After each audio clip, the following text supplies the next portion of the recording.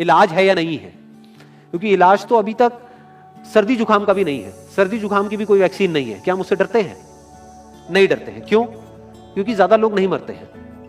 तो सबसे पहले डेथ रेट कैलकुलेट करते हैं कि एग्जैक्टली कितना है। कितने टेस्ट हुए? 40 लाख टेस्ट हुए, उसमें से 2 लाख लोगों को हुआ, तो नियर अबाउट एवरेज कितनी आई? 5%। अगर यही हमने 4 करोड़ टेस्ट करे होते तो कितने डिटेक्ट हो गए होते अब तक? 20 लाख हो जाते। 40 करोड़ करे होते तो कितने हो जाते? 2 करोड़ हो जाते। टोटल अगर कर लिए होते हमने टेस्ट 130 करोड़ का, तो कितना नंबर निकल करके आ जाता? Near about 5 crore. इसका मतलब 5 करोड़ लोगों को या तो आज की डेट में है या हो चुका है। और एक और मजे की बात यह है कि कोरोना में ऐसा नहीं है कि जिसको भी होता है उन सबके सिम्टम्स आते हैं। 80% से ज्यादा जो केसेस होते हैं वो असिम्टोमेटिक होते हैं, उनमें कोई सिम्टम्स नहीं आते हैं। यानी अगर मुझे हो गया है और मैं ठीक भी हो गया हूं तो मुझे पता तक नहीं है। वो तब मुझे पता लगेगा अगर मैं अपने एक टेस्ट कराऊंगा जिसको एंटीबॉडी टेस्ट बोलते हैं, और मेरी बॉडी में एंटीबॉडीज मिलेगी, तब मैं कह सकता हूं कि हाँ मेरे को था और वो ठीक हो गया है। तो अभी अगर हम बेसिक सी कैलकुलेशन करें तो 5 करोड़ निकल करके आ रहा है नंबर। उसमें से डेथ कितनी हुई है? 5,800। तो 5 करोड़ में से 5,800 डेथ हुई है। पहले तो इसको कैलकुलेशन को हमको ठीक करना है। डेथ को अंडर रिपोर्ट करने का कोई तरीका नहीं है, बल्कि ओवर रिपोर्ट किया जा सकता है। ओवर रिपोर्ट कैसे? फॉर एग्जांपल आपकी बॉडी में टेस्ट हुआ, आपकी बॉडी में मिला कोरोना वायरस, लेकिन आपके अंदर पहले ही बहुत सारी प्रॉब्लम्स चली रही थी, तब भी आपकी किसी ना किसी वजह से डेथ होने ही वाली थी। बट क्योंकि ये कोरोना आया आपकी बॉडी में, इस वजह से आपकी डेथ हो गई, तो ये ट्रिगर कर गया। तो ये जो 5800 का नंबर है, ये इससे कम तो हो सकता है, इससे ज्यादा होने के चांसेस बहुत कम है। बट एक बार को हम मान लेते हैं कि इतना ही है नंबर, ना कम है ना ज्यादा है, तो कितनी परसेंटेज निकल करके आई? 5 करोड़ में से अगर 5800 डेथ्स हुई हैं तो क्या परसेंटेज निकल करके आई? Near about 0.01%। ये उससे बहुत कम है जितनी डेथ्स हमारे यहां पे होती हैं रोड एक्सीडेंट की वजह से। हर साल की अगर हम एक कैलकुलेशन देखें तो 1.5 लाख से ज्यादा डेथ हो जाती है इंडिया में रोड एक्सीडेंट्स की वजह से। हर 4 मिनट में एक डेथ होती है रोड एक्सीडेंट की वजह से। और अगर अभी आप देखोगे सड़कों पे एक बहुत ही फनी चीज नजर आ रही है, 2 व्हीलर पे जा रहे हैं, मास्क सबने लगाए हुए हैं, कभी भी नोट करना इस चीज को। हेलमेट नहीं पहने हुए, हेलमेट बहुत कम लोगों ने पहने हुए। इससे हमको क्या समझ आ रहा है? क्या ये समझदारी है? बेवकूफी है। क्योंकि हेलमेट ना लगाने की वजह से उनके मरने के चांसेस उससे बहुत ज्यादा है, कई गुना ज्यादा है जितना कि कोरोना से मरने के उनके चांसेस है। तो ये डर है जो चारों तरफ फैल रहा है। और क्योंकि सही इंफॉर्मेशन किसी के भी पास में नहीं है या सही कैलकुलेशन किसी के पास में नहीं है, ये जो अभी हम कर रहे हैं इसको मैथमेटिकल मॉडलिंग बोलते हैं।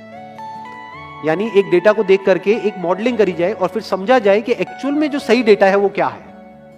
ये नहीं कि लिमिटेड डेटा के बेस पे हम कोई भी कंक्लूजन ड्रॉ कर लें और उसके बेस पे डरते रहें। तो अगर इसका डेथ रेट 0.01% है तो हम सब इतना डर क्यों रहे हैं? क्या कुछ और है जिससे हमको डरना चाहिए, जिससे हम नहीं डर रहे हैं, जिसके बारे में कोई बात नहीं कर रहा है, जो इससे लाख गुना ज्यादा भयानक है?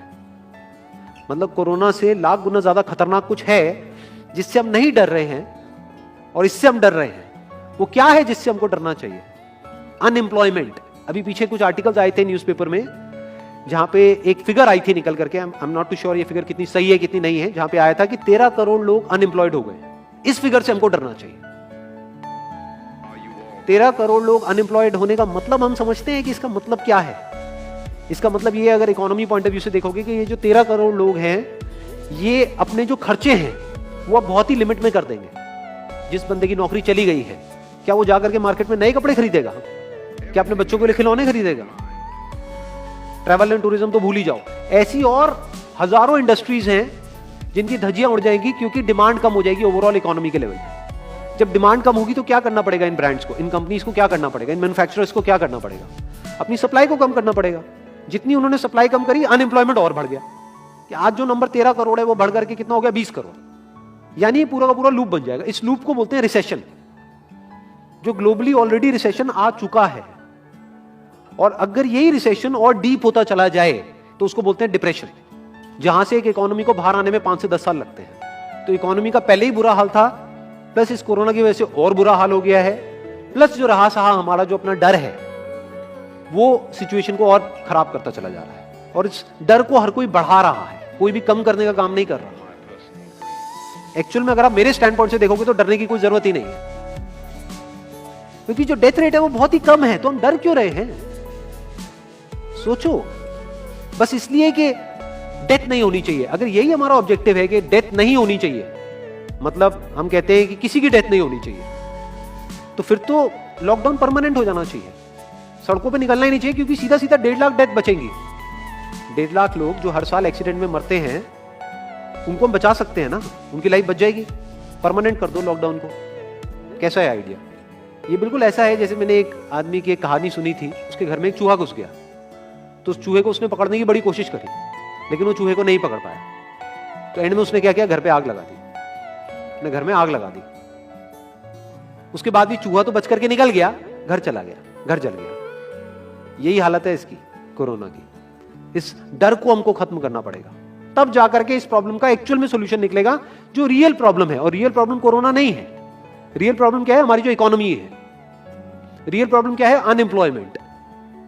तो इस वीडियो के थ्रू मैं अपनी एक हम्बल रिकमेंडेशन देना चाहूंगा गवर्नमेंट ऑफ इंडिया को, या जो भी लोग एक पर्टिकुलर पोजीशन पे हैं उन लोगों को, कि हमको टेस्ट करने कम करने हैं, टेस्ट बढ़ाने नहीं है। अभी हम गलती क्या कर रहे हैं? टेस्ट बढ़ाते चले जा रहे हैं, जिसकी वजह से केसेस बढ़ते चले जा रहे हैं, जिसकी वजह से डर बढ़ता चला जा रहा है। गवर्नमेंट क्या एक क्राइटेरिया नहीं बना सकती कि जो क्रिटिकल केसेस है बस उन्हीं का टेस्ट करो, क्योंकि उन्हीं को हॉस्पिटल में एडमिट करने की जरूरत है, तो उन्हीं का टेस्ट होना चाहिए ना। जो वैसे ही ठीक हो रहे हैं, अपने आप ही ठीक हो रहे हैं, जिनको माइनर सिम्टम्स हैं और वो खुद ही ठीक हो रहे हैं, उनका टेस्ट करने की क्या जरूरत है? उससे तो पैनिक और बढ़ेगा। और अगर टेस्ट कर भी दिया तो हम करने क्या वाले हैं? उनको क्या हॉस्पिटल में एडमिट करने वाले हैं? नहीं, घर पे क्वारंटाइन करने वाले हैं। अभी जो क्वारंटाइन वाला फंडा है, ये भी जब बेस छोटा होता है तब तो काम करता है, जब करोड़ों में हो जाता है तब काम नहीं करता है। मैं अगर एग्जांपल से समझाने की कोशिश करूं, जो मेरी थॉट प्रोसेस है उसको इमेजिन करो। एक ऐसी सिचुएशन है कि हम एक घर में है और चारों तरफ से बाढ़ आई हुई है, और ये जो घर है हमारा वो ऐसा है, इसको इमेजिन करो, जहां पे हजारों दरवाजे हैं। तो हम क्या करें, इसमें से एक दरवाजे को पकड़ लें और उसी को पक्का करते चले जाएं। ये है क्वारंटीन, और बाकी के हजारों खुले पड़े हैं। एक को हम पक्का करते चले जा रहे हैं, क्योंकि यहां से पानी अंदर नहीं आना चाहिए। इंडिया की पॉपुलेशन क्या है? 130 करोड़। टेस्ट कितने हुए हैं अभी तक? 40 लाख। दिल्ली के कितने हो रहे हैं? 1 लाख। महीने के कितने हुए? 30 लाख। साल के कितने हुए? 3 करोड़ 60 लाख। तो यानी कि अगर हमको सबका टेस्ट करना है तो कितने साल लगेंगे? 36 साल। तो जब हमको दिख रहा है साफ साफ कि हम सबका टेस्ट कर ही नहीं सकते, तो हम टेस्ट क्यों बढ़ाते चले जा रहे हैं? या तो सबका टेस्ट करो और सब में से सबको देख करके सबको क्वारंटाइन कर दो। ये बिल्कुल ऐसा हुआ कि वो जो घर है जिसकी मैंने अभी बात करी, या तो उसको हर तरफ से सिक्योर करो कि अगर उसके 1000 दरवाजे हैं तो एक को बंद मत करो, सारे बंद कर दो। तब आप कह सकते हो कि यहां पानी अंदर नहीं आएगा, कि हमने 130 करोड़ लोगों का टेस्ट कर लिया है, उसमें से केसेस निकल गए हैं 6 करोड़, और 6 करोड़ को हमने क्वारंटीन कर दिया है। अब ये आगे नहीं फैलेगा, अब 6 करोड़ से 10 करोड़ पे नहीं जाएगा। बट हमने टेस्ट ही करे 40 लाख, जिसमें से केसेस आए 2 लाख। अगर इन 2 लाख को हमने क्वारंटीन कर भी दिया तो बाकी करोड़ों लोग तो बाहर घूम रहे हैं ना, तो उससे होगा क्या? तो अब हमको समझ जाना चाहिए कि इसको रोकने का कोई तरीका नहीं है। तो अब इसका प्रैक्टिकल सॉल्यूशन क्या है? गवर्नमेंट की तरफ से हमको सिर्फ ये इंफॉर्मेशन चाहिए कि भैया अभी कितने बेड्स ऑक्यूपाइड हैं आपके स्टेट में, और अभी कितने और आपने अरेंजमेंट कर रखा है, और कितने और कर सकते हो। अब वो बेड चाहे किसी हॉस्पिटल में हो, चाहे किसी होटल में हो। और प्लस ये इंफॉर्मेशन क्यों नहीं जा रही लोगों के पास में कि इतना डरने की जरूरत नहीं है जितना आप डर रहे हो।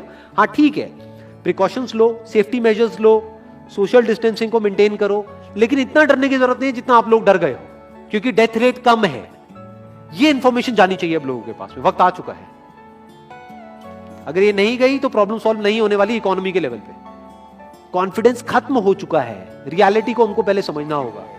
अभी प्रॉब्लम क्या हो रही है? हम कह रहे हैं कि हाँ कंस्ट्रक्शन एक्टिविटीज अलाउड है। गवर्नमेंट को क्या लग रहा है? अलाउड बोल करके सारी प्रॉब्लम सॉल्व हो जाएगी। अलाउड तो हो गई, बट मेरे जो फ्रेंड्स हैं जो कंस्ट्रक्शन इंडस्ट्री में हैं, वो बता रहे हैं कि लेबर ही नहीं है, लेबर सारी अपने गांव चली गई है। तो अब कौन कंस्ट्रक्शन करेगा वहां पे? अब ये लेबर चली तो गई है, इसको वापस कैसे बुलाओगे? मीडिया में अगर रोज ये दिखेगा कि केसेस बढ़ रहे हैं, केसेस बढ़ रहे हैं, केसेस बढ़ रहे हैं, वापस आएंगे वो लोग? 1 से लाख नहीं आएंगे। तो उनको मीडिया में क्या दिखना चाहिए, न्यूज में क्या दिखना चाहिए? कि अभी प्रॉब्लम सॉल्व हो रही है।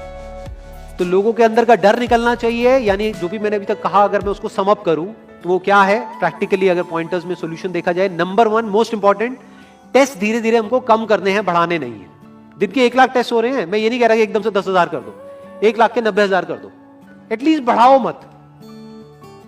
समझ गए? 1 लाख के 1.5 लाख टेस्ट मत करो दिन के, 2 लाख मत करो, क्योंकि तब भी 36 साल लगेंगे पूरा करने में। अगर आपने स्पीड डबल भी कर दी तब भी 18 साल लगेंगे।